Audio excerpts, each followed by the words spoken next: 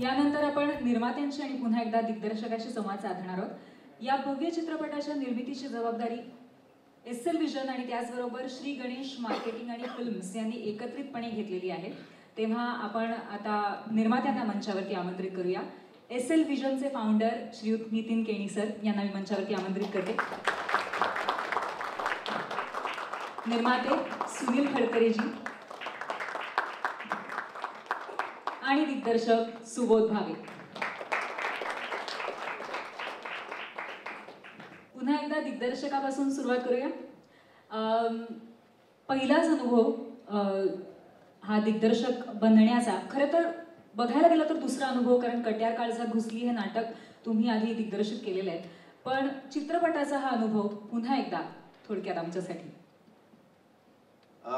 मला असं वाटतं की मगाशी म्हटलं तसं अनुभव तर खूप विलक्षण आहे, न विसरता येण्यासारखा आणि खूप आनंददायी प्रवास आहे।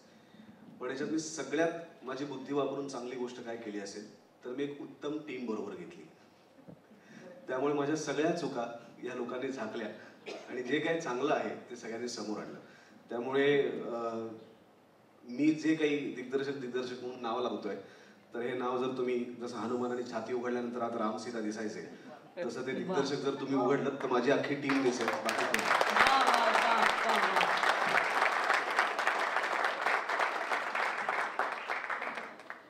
बरं, आज अर्थातच this is all about Shankarji today. So मगाशी खरं तर मी उल्लेख केला आहे, पण कसं काय, म्हणजे इतकं आगळं वेगळं नाव अभिनयासाठी हे कसं काय डोक्यात आलं एकदम? ज्यांनी हे नाटक कदाचित पूर्वी पाहिलं असेल तर मला असं वाटतं की या नाटकाची गंमत जशी त्या लिखाणात आहे तशीच त्या नाटकाची गंमत त्या नाटकाच्या कास्टिंगमध्ये पण आहे। पूर्वी पण जसं वसंतराव देशपांडे हे त्या नाटकाचे USP होते, खान साहेब म्हणून, तर माझा प्रयत्न होता की ह्या सिनेमातला प्रत्येक घटक या सिनेमाचा USP असेल। म्हणजे ते पंडितजींचं कास्टिंग असेल, ते खान साहेबांचं कास्टिंग असेल, या नाटकातलं प्रत्येक पात्र असेल, प्रत्येक गोष्ट या नाटकातली किंवा फिल्ममधली असेल, ही प्रत्येक गोष्ट या फिल्मचा USP असली पाहिजे। मला रूढार्थाने, मी स्वतः एक अभिनेता असल्यामुळे मला माहिती आहे की एक पंडितजींचं कॅरेक्टर करण्यासाठी एक अभिनेता काय काय करू शकतो याचा अंदाज मला होता आणि मला अभिनय नको होता। एका कॅरेक्टरसाठी मला अभिनय करणारा कोणीच नको होता। मला असा माणूस हवा होता, अशी व्यक्ती हवी होती की ज्या व्यक्तीमध्ये पंडितजींचं कॅरेक्टर पूर्णपणे उतरलंय, जे पंडितजींची एक प्युरिटी आहे, पंडितजींचा एक संगीताकडे बघण्याचा दृष्टिकोन आहे, पंडितजींची एक त्या म्युझिकविषयी वाटणारी आस्था आहे। आणि आपण ज्याला म्हणतो की आत्ताच्या काळामध्ये खऱ्या अर्थाने म्युझिकची गरज काय, कारण धर्माच्या जातीच्या पलीकडे माणसांना जोडणारं आहे ते म्युझिक आहे, ते संगीत आहे। तर असा माणूस जो असा विचार करतो पंडितजींसारखा, अशा माणसाची वृत्ती ज्याच्या डोळ्यात आहे, ज्याच्या डोळ्यामध्ये पहिलं त्याचं इनोसन्स, त्याची प्रक्रिया उतरते, अशा व्यक्तीच्या मी शोधात होतो। आणि ह्यांच्याबरोबर आमचं म्युझिकचं काम सुरू होतं, तर मी एक दिवशी यांना म्हटलं की सर तुम्ही करा ना पंडितजी, हा साहेब आपण शोधूया। ते म्हणलं तुम्ही काय गंमत करताय का माझी, किंवा वेळ जात नाही? म्हटलं नाही, खरंच मला सांगतोय। तर माझ्या टीममध्ये पडतरे सर पण होते तेव्हा, वैभव होता, तर ते म्हणले अरे काय आहे उगाच काय काय? म्हटलं अरे नाही, खरंच मला असं वाटतं की हे पंडितजी करतील, कारण तुम्ही बघितलं, तुम्ही शंकरजींचं गाणं ऐकलंय, तुम्ही त्यांना अनेक वर्ष सगळेजण बघताय। शंकरजींमधनं जर काही आयुष्यात राहील ना तर ते फक्त प्रेम, प्रेम आणि प्रेम। या माणसाने फक्त प्रेम केलं सगळ्यांवरती, आणि ते जो एक मनाचा निर्मळपणा आहे, तो जो एक इनोसन्स आहे, ते पूर्णपणे ठाई ठाई आहे। म्हणजे तुम्ही या पोस्टरमध्ये बघा, ते जे शंकरजींचे डोळे दिसत आहेत ते अभिनयामुळे आलेले नाही आहेत, ते तसेच आहेत। त्यामुळे एखाद्या ऍक्टरला मला जे सांगावं लागलं असतं आणि महामुश्किलीने त्यांनी ते केलं असतं, तर ते त्यांना करण्याची गरज नव्हती। त्यांना सेटवरती ते जसे आहेत तसंच वागायचं होतं। ओनली थिंग इज फेटा, पगडी, मिशी वगैरे या सगळ्या गोष्टी ऍड होणार होत्या। आणि दुसरी गोष्ट की गाण्याचं काय करणार? मी एक चांगला ऍक्टर घेतला, गाण्याचं काय करू? तर ते गाणं ज्याच्या रोमारोमात आहे, असाच जर मला एक पंडितजी मिळाला की ज्याचं गाणं हे खरं वाटलं पाहिजे, त्याचप्रमाणे त्याचं वावरणंही खरं वाटलं पाहिजे, तर इतका खरा माणूस माझ्या नजरेमुळे दुसरा कुठलाच आला नाही।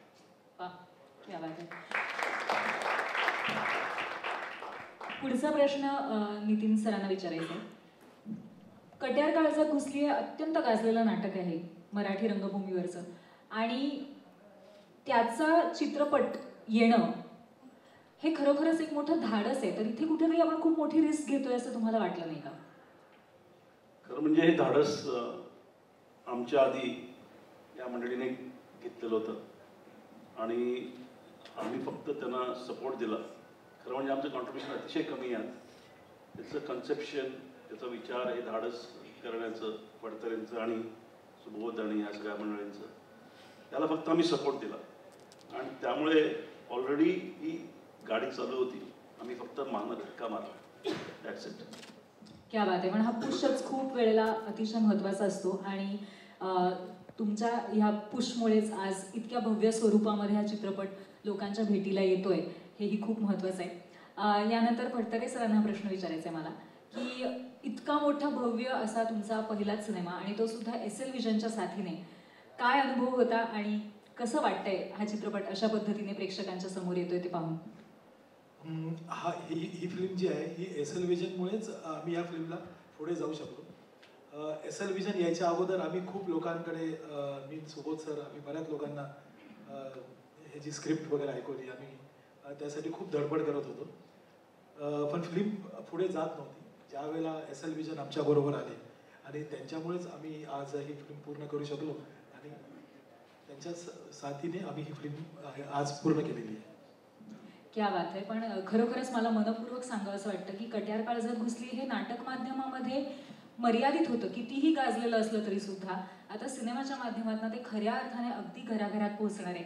तेव्हा पुन्हा एकदा सगळ्या टीमचं खूप खूप अभिनंदन. एक गंमत फक्त सांगतो की ती कट्यार खरंच काळजात घुसली असेल तर ती दोन्ही निर्मात्यांच्या घुसली आहे. कारण या सिनेमाची सुरुवात जी झाली ती खूप गमतीशीर होती. फडतरे सर निर्माते आहेत, पण ते मधनं त्यांच्या जवळच्या मित्रांच्या चित्रपटात अभिनय करत असतात, एखादा शॉर्ट गेस्ट अपीअरन्स वगैरे वगैरे.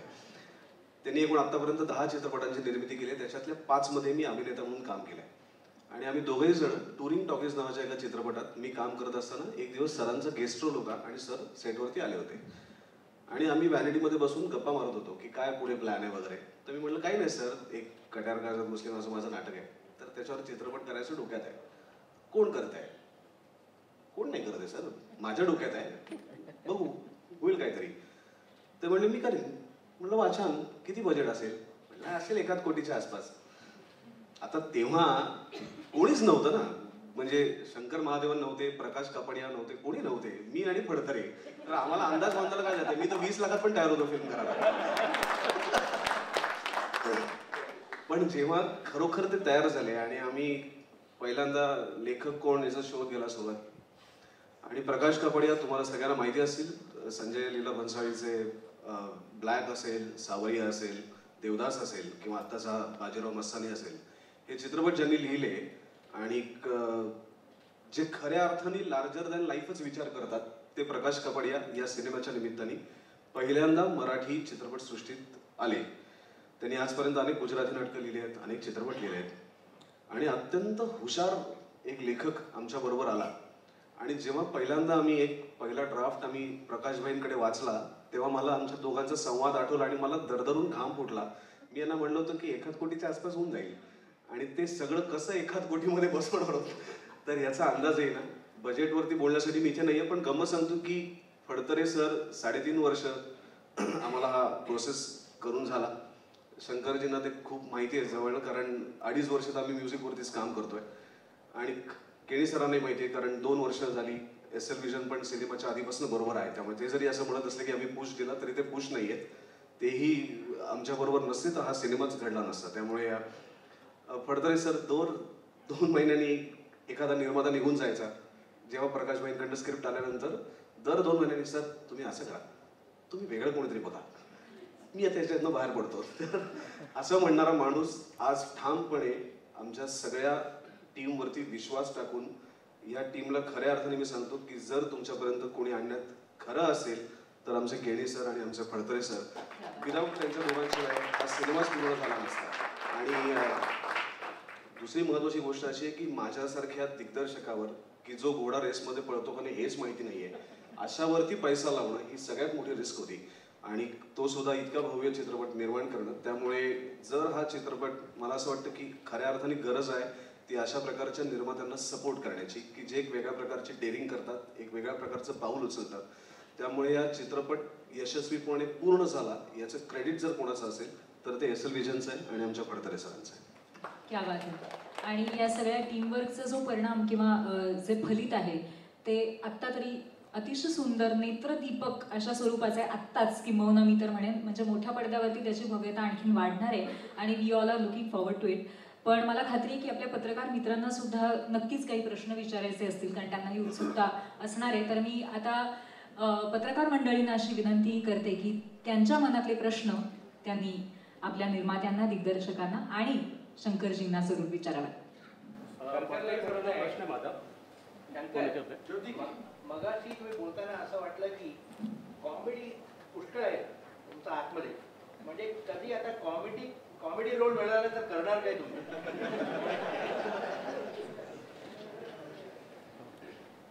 लगता है कंसिडर करना पड़ेगा. हे बघा, it's one life and I think if you're passionate about something, if you enjoy doing something, and if you really feel that you can really achieve something doing something, you have to do it. So if somebody gives me a comedy role and if I feel convinced about that role, I'll definitely do it. And normally as a singer you go through a lot of riyas. So as an actor, did Subodh put you into any workshop where you were? Yes, we used to meet in his office in Andheri आणि आम्ही बसायचो आणि डायलॉग्सवर काम करायचो. आणि how it's not about just talking or delivering dialogues, it's about getting into the character, getting into the emotion and timing of the dialogues. So we used to do a lot of जुगलबंदी together. I used to learn a lot from him. Phadtare सरांना प्रश्न आहे की तुम्ही आता मुलाखतीमध्ये म्हणालात की ही स्क्रिप्ट घेऊन मी अनेक ठिकाणी गेलो, त्यामुळे कोणत्या कारणासाठी स्क्रिप्ट नाकारली आणि एस एल विजनकडे तुम्ही आला? नाही, चित्रपटाची स्क्रिप्ट कोणीही त्याच्या क्वालिटीविषयी नाकारली नाही, कारण ती इतक्या सुंदर पद्धतीने प्रकाशभाईंनी स्क्रिप्ट लिहिली होती की ती नाकारण्याचा प्रश्नच नाही. मी म्हटलं तसं हा भव्य दिव्य सगळा सोहळा हा जसं म्हणतो आपण मराठीत एक म्हणे की पैशाचं सोंग आणता येत नाही. फायनली सगळ्या गोष्टी बजेटपाशी येऊन थांबतात. त्यामुळे अनेक लोक जी येत होती त्यांची इच्छा जरी असली तरी सुद्धा फायनली तो सगळा खेळ पैशाचा आहे आणि त्याच्यात कुठेतरी त्यांचं कमी जास्त होतं. त्यामुळे ही लोक मागे पडली. पण अशी काही खूप लोक नव्हती. मला असं वाटतं की 2-3च जण होते, कारण हा पिरियड मी म्हटलं तसं 3.5 वर्षाचा पिरियड आहे आणि त्याच्यातली 2.5 वर्ष एस एल विजन आमच्या बरोबर आहे. त्यामुळे एस एल विजन येण्याच्या अगोदर आणि ही सगळी टीम फायनल होण्याच्या अगोदरचा जो काळ होता की ज्याच्यात आपण चाचपणी करत असतो की कोण कोण या फिल्मच्या बरोबर येऊ शकेल, त्या काळातली ही गोष्ट आहे.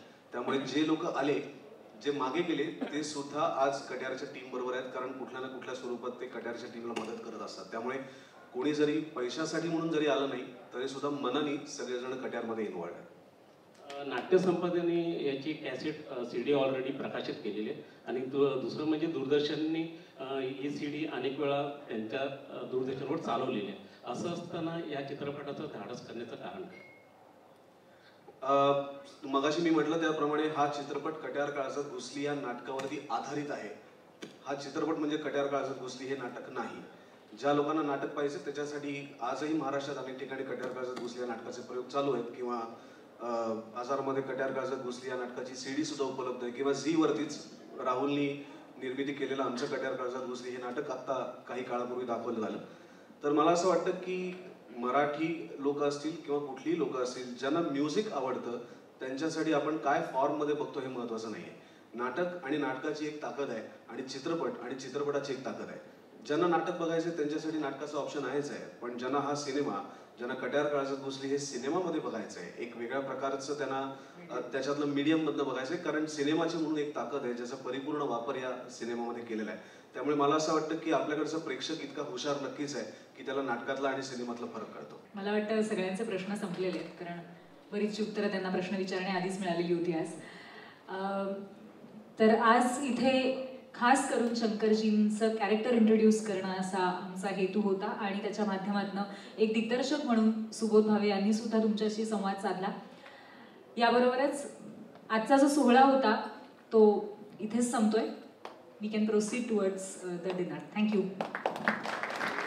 Thank you very much, people of the media. Thank you.